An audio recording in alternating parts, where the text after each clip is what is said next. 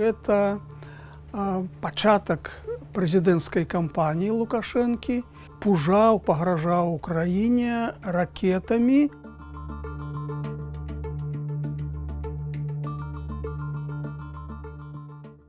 Не удивляйтесь, если через несколько дней на свободу выйдут очень тяжело больные, как они пишут, наши, которые не успели сбежать, находятся в местах не столь отдаленных, которые ломали и крошили страну в 2020 году.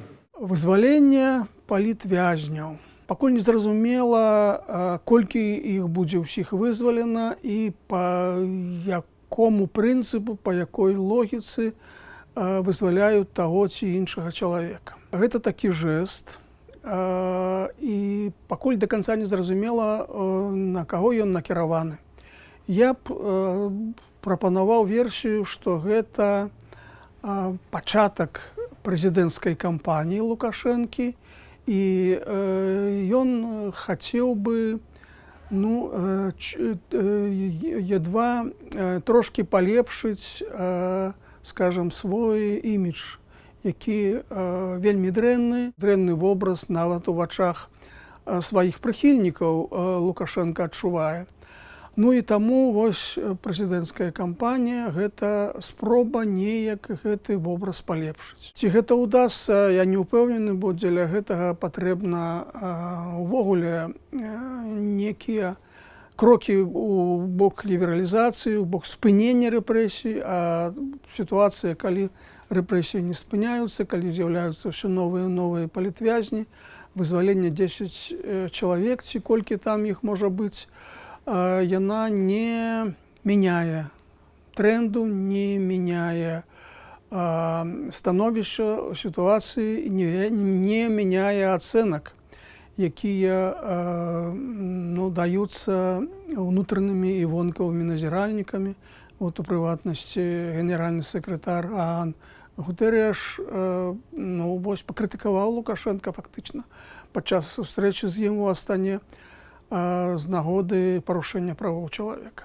Калі паспрабаваць ацаніць вызваленне гэтых палітвязняў як нейкі сігнал у бок захаду, то гэты сігнал у дадзеных умовах як бы ці не працуе ўвогуле, ці працуе дрэнна, бо гэты сігнал супярэчлівы, таму што яму спадарожнічаюць першае працяг рэпрэсій, якія не спыняюцца, другое працяг агрэсіўнай рыторыкі на адрас захаду, трэцяе дзеянне рэальнае, мілітарызацыя беларускага грамадскага жыцця, пагрозы на адрас захаду ядзернай зброяй, ну і працяг міграцыйных атак. І Лукашенко сказаў падчас свайго выступу, падчас урачыстасцяў, што не збіраецца рабіць нейкія крокі, якія б спынілі вось гэты ціск на суседзяў з дапамогай мігрантаў. Таму я не думаю, што гэты сігнал як бы пачуюць і зразумеюць гэты сігнал правільна. А калі сігнал не працуе, то сэнсу ў ім вялікага няма. Што тычыцца магчымага сувязі з незадаволеннем Кітая сітуацыі на беларуска-польскай мяжы, я не думаю, што Кітаю моцна цікава праблема беларускіх палітвязняў, праблемы правоў чалавека ў Беларусі, бо ў самім Кітаі таксама ёсць палітвязні, і таксама ёсць вялізныя праблемы з правамі чалавека. Тут вялікай сувязі я не бачу. Ваенна-палітычнае становішча на беларуска-украінскай мяжы апошнімі днямі моцна пагоршылася. Што тычыцца нейкіх дзеянняў з украінскага боку, тут вельмі ўсё невядома. А вот то, што робіць беларускі бок, ён робіць дэманстратыўна, падводзіць туды ракетныя комплексы, і Лукашенко, выступаючы на ўрачыстым паседжанні з нагоды Дня незалежнасці, нават пагражаў Украіне ракетамі з усімі відамі ўзбраення, якія на іх ёсць. То бок фактычна пужаў ядзернай зброяй. Таму што на іскандэрах, вядома, знаходзяцца тактычныя ядзерныя боезарады. В высокой боевой готовности находятся войска военно-воздушных сил и противовоздушной обороны, как наши, так и российские. Здесь полное взаимодействие. На позиции ракетные системы выведены «Полонез» и «Искандер». Какие боеприпасы у них, вы тоже знаете. Никаких красных линий.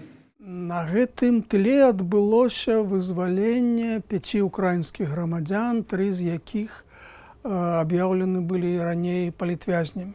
Лукашенко растлумачыў, што гэтае вызваленне адбылося па просьбе Владимира Путина. То бок ніякіх дывідэнтаў ад гэтага вызвалення афіцыйны Мінск не атрымаў. Усё атрымала Расія. І прычым беларускі бок атрымаў яшчэ адзін такі прапагандысцкі пракол, калі дзяржаўныя медыі ўвесь час сказалі, што вось Нікалай Швец, які нібыта зладзіў дыверсію супраць расійскага самалёта ў мачулішчах, вот яго лёс нікога не цікавіць у Кіеве, кінулі что называется, и не хочуць яго вызваляць, но вось цяпер Украіна даказвае, што яна дбае пра сваіх грамадзян. Беларусь чарговы раз адзначыла Дзень незалежнасці. Цікава тое, што Лукашенко увязаў перамогу ў вайне з сённяшняй палітыкай, з барацьбой супраць сённяшняга захаду, а тая саміў фашыстаў сённяшнім захадам і спрабаваў даказаць, што вот сённяшняя палітыка захаду адносна Беларусі гэта проста працяг той палітыкі, якую ладзілі фашысты падчас Другой сусветнай вайны. Цікава тое, што на парад прыехала некія падраздзяленні з іншых краін, у прыватнасці АДКБ, Азербайджана, Узбекістана, Китая. А даволі вялікая дэлегацыя прыехала з Расіі на чале з кіраўніком Дзяржаўнай думы Володиным, міністрам абароны Расіі. Тут парадокс у тым, што вось такія высокія дэлегацыі прыязджаюць у Беларусь менавіта на святкаванне юбілея вызвалення Беларусі. То бок гэтыя дэлегацыі прыехалі так нібыта адзначыць юбілей 80 гадоў вызвалення Беларусі, а адначасова трапілі на Дзень незалежнасці, які ў Беларусі супадае вось з гэтым святам. Ну і таму атрымаўся такі трохі незвычайны парадокс. У Астане, сталіцы Казахстана, адбываецца чарговы саміт краін Шанхайскай арганізацыі супрацоўніцтва ШАС. І на гэтым саміце Беларусь прынята ў гэтую арганізацыю, яна стала 10-м чальцом гэтай арганізацыі. Тут трэба нагадаць, што сабой уяўляе гэтая арганізацыя.